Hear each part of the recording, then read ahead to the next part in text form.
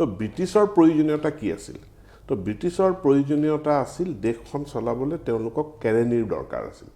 তো কেবা তেওঁলোকক কৰ্মচাৰী সৃষ্টি সেইসকল কৰ্মচাৰীক ব্ৰিটেইনৰ পৰা আনি পেলাই ভাৰতবৰ্ষ শাসন কৰিবলৈ হ'লে তেওঁলোকৰ বহুত খৰচ হয় গতিকে ভাৰততে যদি সৃষ্টি কৰি ল'ব পাৰে সেই কৰ্মচাৰীখিনি তেতিয়াহ'লে তেওঁলোকৰ কাৰণে ইজি হৈ যায় তো সেই মাইণ্ডছেটৰ পৰা তেওঁলোকে ধৰিলে সেই শিক্ষা ব্যৱস্থাটোৱে সামান্য আছে শিক্ষাৰ উদ্দেশ্য কি এইটো কোৰ্স পঢ়িব লাগে এটা ডিগ্ৰী লাভ কৰিব লাগে কিন্তু এতিয়া নতুন শিক্ষা ব্যৱস্থাই আমাক কৈছে যে আমাক এখন এটা নলেজ বেসড ভাইব্ৰেন্ট সোসাইটি এখন আমাক লাগে এতিয়া এই নলেজ বেসড ভাইব্ৰেন্ট সোসাইটি এখন আমাৰ শিক্ষা ব্যৱস্থাই দিব লাগিব কিন্তু আগৰ যেটো শিক্ষা ব্যৱস্থা আছিল কোনোবাই যদি বুৰঞ্জী পঢ়িছে সেই বুৰঞ্জীৰে গ্ৰেজুৱেট হৈছে সেই বুৰঞ্জীৰ কথাই জানে সি অন্য কথা না জানে মেডিকেল পঢ়িছে তেওঁ মেডিকেল সায়েন্সৰ কথাই জানে কিন্তু তেওঁ আৰ্টছৰ কথা তেওঁ একো না জানে সায়েন্স পঢ়িছে সায়েন্সই জানে একো না জানে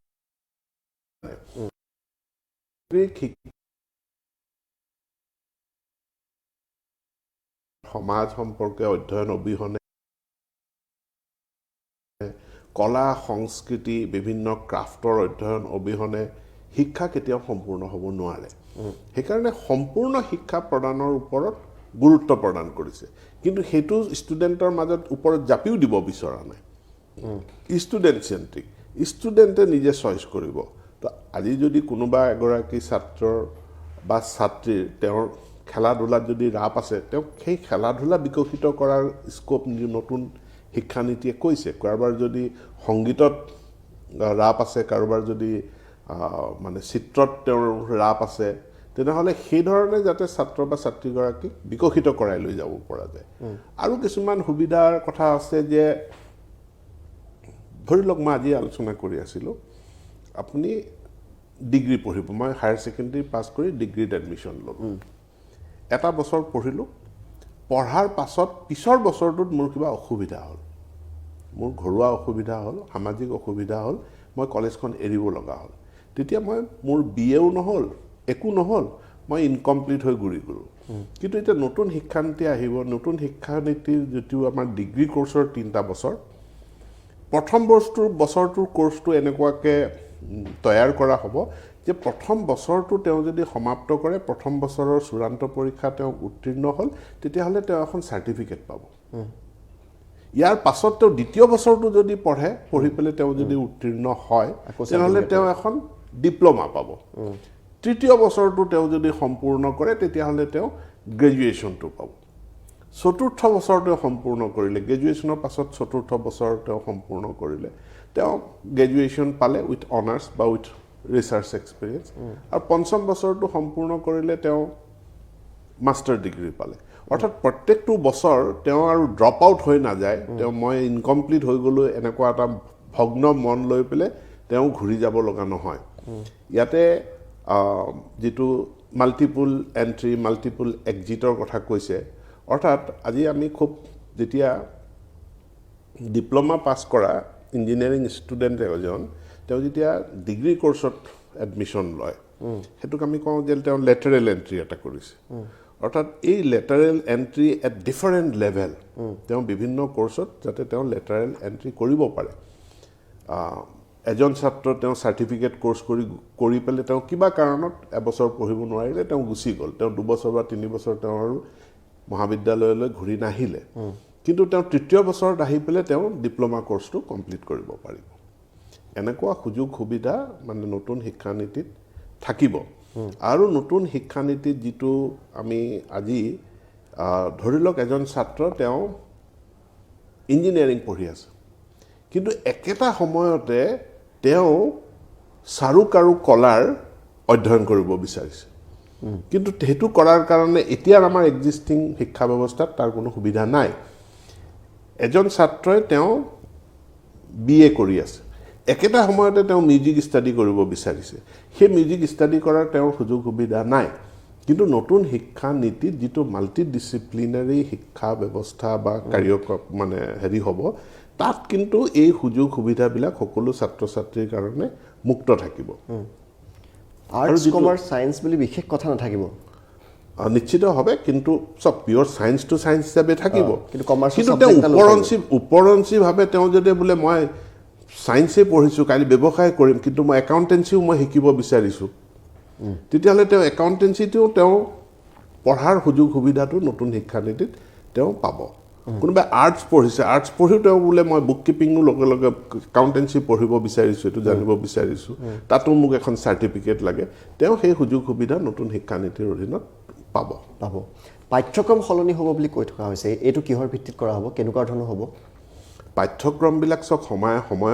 সলনি হৈয়ে থাকে আৰু এতিয়া যিহেতু যে আমি মানে 8, 9, 10ত আহি পেলাই এটা চূড়ান্ত পৰীক্ষা দিলোঁ তেতিয়া তাৰ পাঠ্যক্ৰমটো সেই ধৰণে সজোৱা হৈছে এতিয়া যদি আমি কওঁ যে 9তে তেওঁ এটা চূড়ান্ত পৰীক্ষা 9ৰ কাৰণে বোৰ্ড এক্সাম দিব লাগিব 10ত তেওঁ এটা বোৰ্ড এক্সাম দিব লাগিব 11ত তেওঁ এটা বোৰ্ড এক্সাম দিব লাগিব তো সেইমতে পাঠ্যক্ৰমখিনিৰ হয়তো কিছু হাল সলনি হ'ব আৰু এই ক্ষেত্ৰত কিছুমান আমি এক্সপাৰ্ট কমিটি গঠন কৰি দিছোঁ এক্সপাৰ্ট কমিটিবিলাকে পৰামৰ্শ আগবঢ়াব আৰু যিখিনি ইতিমধ্যে বিদ্যালয়ত পঢ়ি আছে তেওঁলোকে এতিয়া নতুন শিক্ষানীতি মতে পঢ়িব নে তেওঁলোক পুৰণা শিক্ষানীতি মতে পঢ়িব লাগিব না এইটো এটা কণ্টিনিউৱাছ প্ৰচেছ আপুনি যদি চাই লাগিব এইটো এটা কণ্টিনিউৱাছ প্ৰচেছ আৰু আমি নতুন শিক্ষানীতি এটা বিশাল মানে গাইডলাইন এটা ব্ৰড ফ্ৰেমৱৰ্ক এটা যিটো আমি পৰ্যায়ক্ৰমে তাক ৰূপায়ণ কৰি যাম আৰু টাৰ্গেটটো আছে যে 2035 চনত আমি এইটো সম্পূৰ্ণকৈ এচিভ কৰিব লাগিব গতিকে হঠাৎ ৰাতিটোৰ ভিতৰত ব্যাপক পৰিৱৰ্তন একো হৈ নাযায় ই এটা লাহে লাহে ক্ৰম পৰিৱৰ্তন 15 বছৰৰ মূৰত ধৰক এটা সম্পূৰ্ণ সলনি হৈ পৰিব যেটো হৈ পৰিব আমি ষ্টেপ বাই ষ্টেপ যাম যাতে কোনেও কতো কোনো ধৰণৰ কয় যে কিবা জাৰ্ক এটা ফিল কৰিব লগা নহয় আৰু এই আপোনালোকে যেটো শিক্ষানীতি আনিছে বিভিন্ন অভিভাৱকে আমালে ধৰক মেছেজ কৰিছে ফোন কৰিছে তেওঁলোকে মই ভাবো যে আপুনি যিখিনি কথা বুজাই দিলে চিন্তিত হ'বলকে একো নাই মানে যি ধৰণে পঢ়ি আছে সেই ধৰণে হ'ব খালি 3 বছৰৰ পৰা ছাত্ৰ বা আপোনাৰ সন্তানক বিদ্যালয় দিব পাৰিব বাকিখিনি সিম্পল ভাবে যাব হয় আৰু এই ক্লাছ 9 আৰু 11 যদি পাস কৰি 9 প্লাস কৰি যদি কোনোবা এতিয়া পঢ়া এৰি দিছে তেওঁ 9ৰ সাৰ্টিফিকেট এখনো পাব হয় পাব 11টো পাব আৰু আপুনি যেটো কলে আগতে এইচএস পাস কৰাৰ পিছত ডিগ্ৰী পাস 3 বছৰ পঢ়িব লাগে এবছৰো যদি কোনোবা পঢ়িছে সেই এবছৰটো তেওঁ অথলে নাযায় তাৰমানে অথলে নাযায় আৰু মেট্ৰিকৰ যেটো ভ্যালু কমি যাব আৰু স্কুলীয়া শিক্ষা 15 বছৰ হ'ব এইচএস যেটো হ'ব সেইটো মেট্ৰিকে হ'ব নেক্সট এইচএস হিচাপে ধৰা হ'ব সব মেট্ৰিকৰ ভ্যালু কমি নাযায় মেট্ৰিকৰ ভ্যালু এই কাৰণে কমি নাযায় যে একাদশ শ্ৰেণীত আপুনি কি বিষয় ল'ব সেই বিষয়বিলাকত কম্পিটিশন থাকিব তাত প্ৰতিযোগিতা থাকিব এতিয়া যিজন ছাত্ৰই পৰিকল্পনা কৰিছে যে মই চিকিৎসক হ'ম তো চিকিৎসক হোৱাৰ কাৰণে তেওঁ হায়াৰ সেকেন্ডাৰীত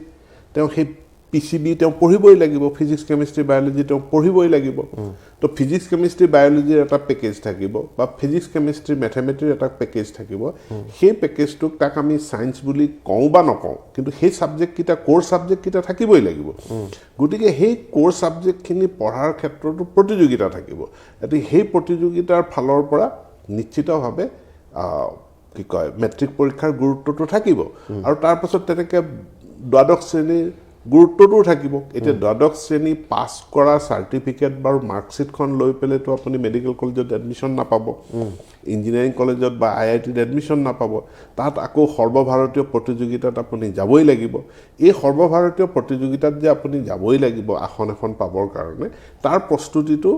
প্ৰকৃতাৰ্থত 9ৰ পৰাই আৰম্ভ কৰিব লগা হয় কিন্তু আমি অসম চৰকাৰে আমি সিদ্ধান্ত লৈছো যে তাৰ প্ৰস্তুতিটো আমি 9ত নহয় তাৰ প্ৰস্তুতি আমি আৰম্ভ কৰাব বিচাৰিছো ষষ্ঠ শ্ৰেণীত 6তে আমি আৰম্ভ কৰাব বিচাৰিছো আৰু এবাৰ আমাৰ অসম চৰকাৰে এটা ডাঙৰ সিদ্ধান্ত গ্ৰহণ কৰিলে হেতুৰ কাৰণে 6, 7, 8 এই 6, 7, 8 যেটো এমই এটো আগতে আমাৰ এলিমেন্টাৰী এডুকেশ্যন ডিপাৰ্টমেন্টৰ অধীনত থাকে কিন্তু ইয়াক এতিয়া আমি সেকেন্ডাৰী এডুকেশ্যন ডিপাৰ্টমেন্টৰ অধীনলৈ লৈ আনিব বিচাৰিছো আৰু যিসকল হাইস্কুল বা হায়াৰ ছেকেণ্ডেৰী যিসকল টিচাৰ তেওঁলোকৰ ওপৰতে আমি দায়িত্ব ন্যস্ত কৰিব বিচাৰিছোঁ যাতে 6, 7, 8ৰ ছাত্ৰ ছাত্ৰীসকলৰো তেওঁলোকৰ টিচিং অৰ তেওঁলোকৰ মেণ্টৰিংখিনি পোষ্ট গ্ৰেজুৱেট টিচাৰে যাতে কৰে তাৰ কাৰণে আমাৰ সঞ্চালকালয়ৰ এটা পুনৰ গঠনৰ সিদ্ধান্ত ইতিমধ্যে হৈ গ'ল যোৱাকালি নটিফিকেশ্যন ওলাই গৈছে সেই নটিফিকেশ্যন অনুযায়ী আমাৰ প্ৰাথমিকৰ 3টা বছৰ আৰু মানে প্ৰাথমিকৰ 2টা বছৰ কি কয় 2টা বছৰ তাতে গ'ল আৰু 3টা বছৰ এই বছৰকেইটা এইখিনিক লৈ আমাৰ এলিমেণ্টাৰী এডুকেশ্যন হ'ব আৰু বাকী কেৱল 9, 10 নহয় এতিয়া 6, 7, 8, 9, 10, 11, 12 এই শ্ৰেণীখিনি হৈ যাব আমাৰ ডাইৰেক্টৰেট অফ স্কুল এডুকেশ্যন তো আমাৰ 2টা ডাইৰেক্টৰেট হ'ল এটা ডাইৰেক্টৰেট অফ এলিমেণ্টাৰী এডুকেশ্যন য'ত ক্লাছ 5লৈকে তেওঁলোকে দায়িত্ব ল'ব 5+ প্ৰি প্ৰাইমেৰী 8টা শ্ৰেণী তেওঁলোকে চাব 6ৰ পৰা 12লৈকে এই শ্ৰেণীখিনি থাকিব ডাইৰেক্টৰেট অফ স্কুল এডুকেশ্যনৰ অধীনত আৰু বেছি দীঘলীয়া নকৰোঁ এটা প্ৰশ্ন আছে ক্লাছ 10 পাছ কৰি এজন ছাত্ৰই যদি একাদশ শ্ৰেণীত ল'ব তেওঁ ধৰক ছায়েন্সত লৈছে ফিজিক্স কেমেষ্ট্ৰি মেথছ তেওঁ লৈছে তেওঁ যদি ভাবে যে মই ফিজিক্স কেমেষ্ট্ৰি লৈছোঁ মেথছৰ সলনি মই এটা একাউণ্টেঞ্চি ছাবজেক্ট ল'ব বিচাৰিছোঁ সেইটো পাৰিবনে নোৱাৰে তো পাৰিব তেওঁৰ তাত অপশ্যন কিছুমান দিয়া যাব যে